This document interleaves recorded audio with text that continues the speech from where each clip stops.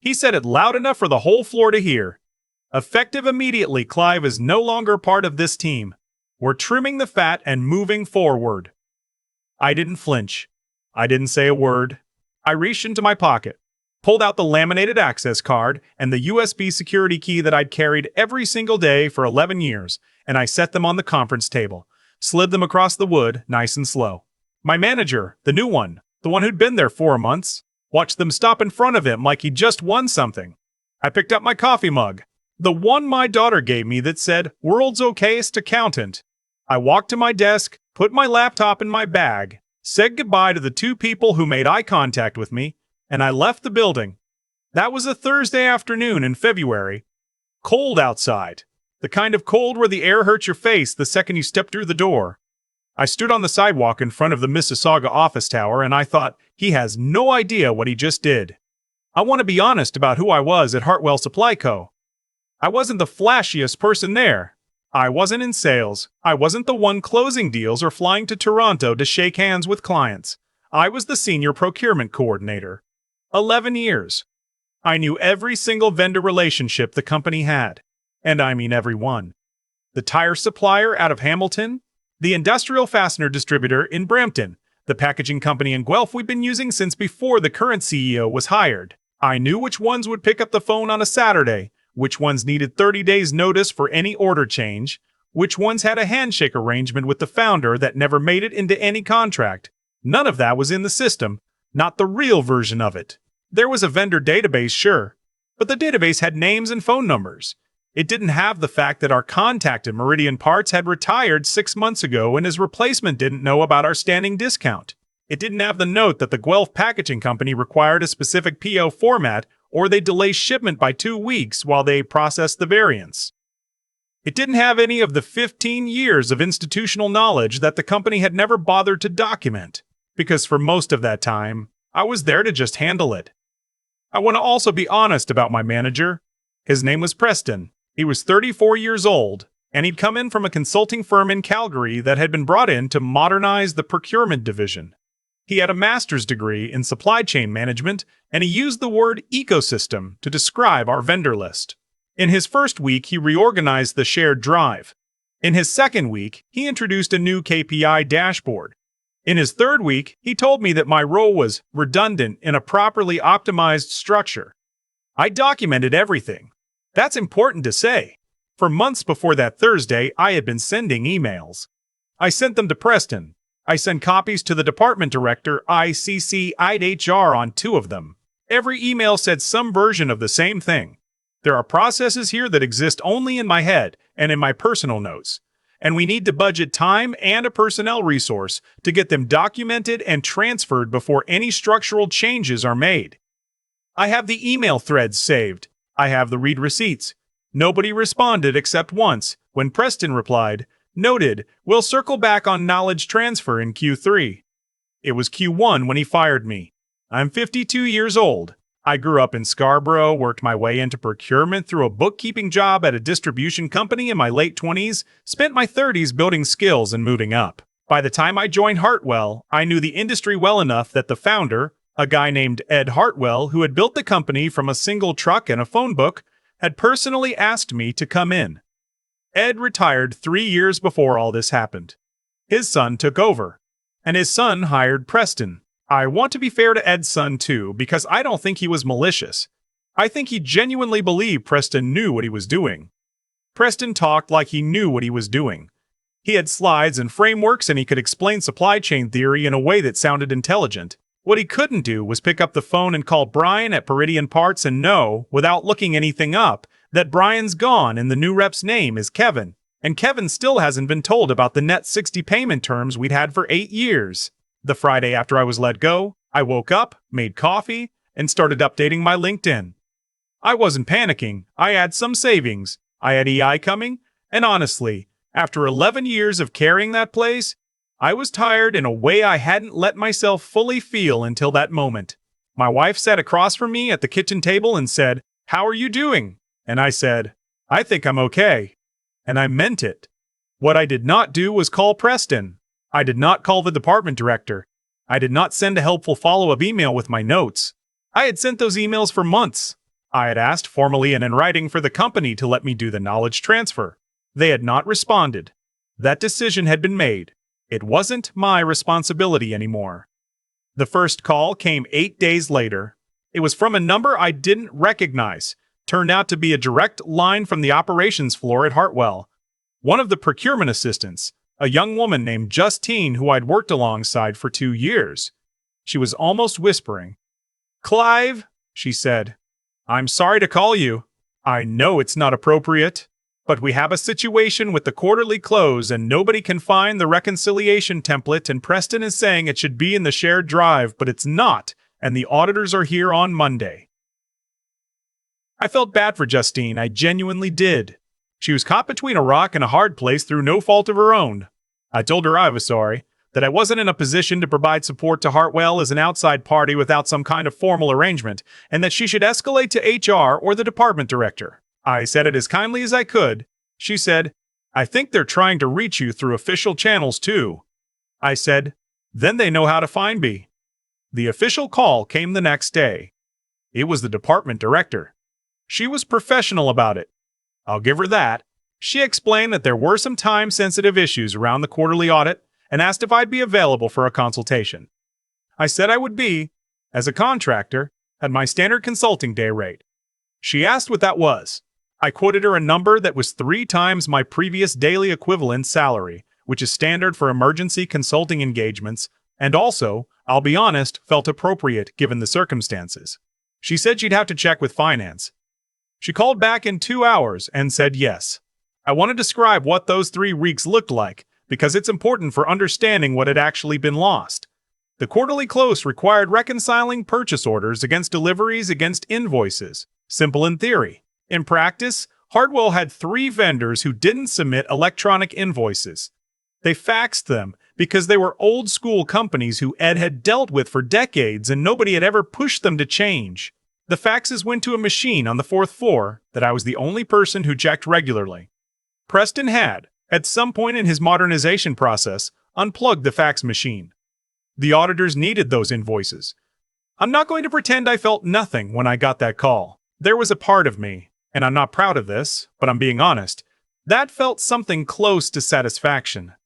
Not because I wanted the company to fail, not because I wanted Justine or the people on the floor to suffer, but because for months I had been telling them, in writing, that this was exactly the kind of thing that would happen.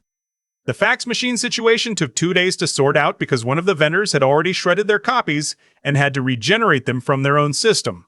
That alone cost Hartwell a 2-day delay on the audit. The auditors charged for the extra time. Then there was the packaging contract. The Guelph Company. We had a shipment due in the 3rd week of February. Flat-pack cardboard for a product line that was going out to retailers in Ontario and BC. The order had been placed under the old PO format, the one I had used for years.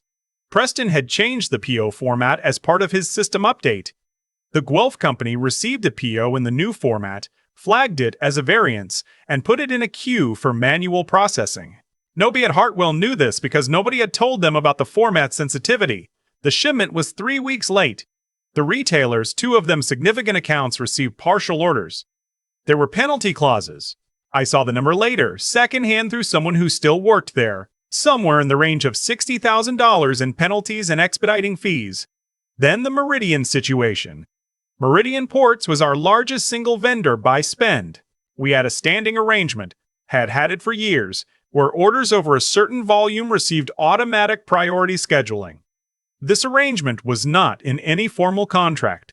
It was a relationship thing, built over years with the previous rep, carried over informally to Kevin. Kevin, it turned out, had no idea it existed. And Kevin, when he received an unusually large order in early March without any of the usual context setting that I had always done before big orders, scheduled it at standard lead time. Hartwell needed that order to fulfill a commitment to a manufacturing client in Cambridge. The commitment had a delivery date. The delivery date was in a contract. The contract had penalties. I wasn't there for most of this. I was doing my consulting days, 3 times a week, working through the audit documentation with the team. The Meridian situation blew up on a day I wasn't in. I heard about it from Justine, who texted me that evening with 3 words. "It's really bad." The next morning, I got a call from Ed Hartwell's son directly. First time he'd ever called me personally. He said, "Clive, I owe you an apology." I let that sit for a moment. He said, "I should have listened when you raised concerns about the transition. I didn't understand the scope of what you were managing, and I trusted that Preston had it handled. That was my mistake." I said, "I appreciate you saying that." He said, "I want to ask if you'd consider coming back. Not in your previous role necessarily. We'd want to talk about what a proper role looks like, with appropriate compensation." I want to be clear about what I felt in that moment, because it wasn't triumph. It was something more complicated than that. I had spent 11 years at that company. I had driven in during snowstorms. I had taken calls on Christmas Eve when a vendor had a system outage. I had never, not once, been offered a title change or a meaningful raise in the last 4 years. I had sent emails warning them about exactly this outcome, and those emails had been marked red and ignored. And now Ed's son was calling me from what I imagined was a very uncomfortable chair in a very difficult week, asking me to come back. I told him I needed a few days to think about it. My wife and I talked about it over dinner. She said, "What do you actually want? Not what makes sense financially. Not what's the smart move. What do you want?" I thought about that for a while. I had gotten 2 other calls that week. One from a former colleague who had moved to a mid-sized logistics firm in Oakville, asking if I was available for a full-time senior role. One from a recruiter for a company in Waterloo in the manufacturing sector, similar position, 15% more than I'd been making at Hartwell. I called Ed's son back 2 days later. I told him I was grateful for the apology and that I believed it was sincere.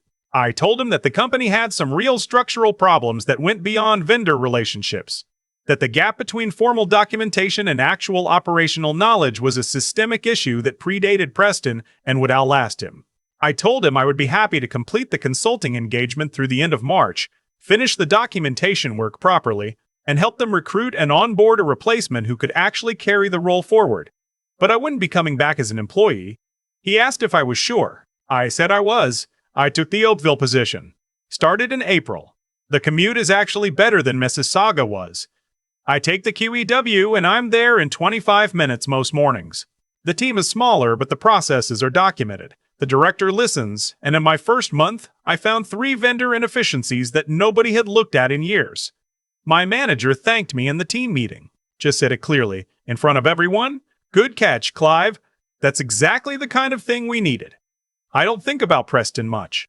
Last I heard, through the industry grapevine, he'd moved on to another company. Another modernization mandate.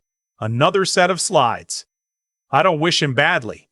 I just hope whoever's sitting across from him in that next conference room has the sense to write everything down. Hartwell completed their audit late, paid some penalties, lost one of the mid-size retail accounts permanently. They're still operating. They hired a new procurement coordinator in the spring, someone with real experience, and the last thing I did before my consulting contract ended was sit with her for 2 full days and walk her through everything. Every vendor, every relationship, every note I'd accumulated over 11 years. I wrote it all down, put it in a shared drive that was properly organized, with version control and named folders that actually made sense. I did that because it was the right thing to do. Not for Preston. Not even really for the company. For Justine, who was still there and deserved to work somewhere that wasn't constantly on fire. For the new coordinator, who hadn't done anything to earn that mess. For Ed, who built something real over 30 years that deserved to survive the people who'd mismanaged it. When I left the building for the last time after that final consulting day, I stopped in the lobby for a second. Same lobby I'd walked into for 11 years. Same security desk. The guard, same guy who'd worked mornings since before I started, looked up and said, "Heading out, Clive?" I said, "Yeah." He said, "Take care of yourself." I said I would. And this time, walking out, I didn't have anything in my pocket to hand back. I keep thinking about that notebook, not because it was anything special, just a spiral-bound thing from Staples, covered in my own handwriting, vendor notes and follow-up dates, and the kind of shorthand that only made sense to me. I left it on my desk when Preston let me go. Not as a statement, just because it was mine and it felt wrong to take it, like leaving the building with something that still belonged to the job.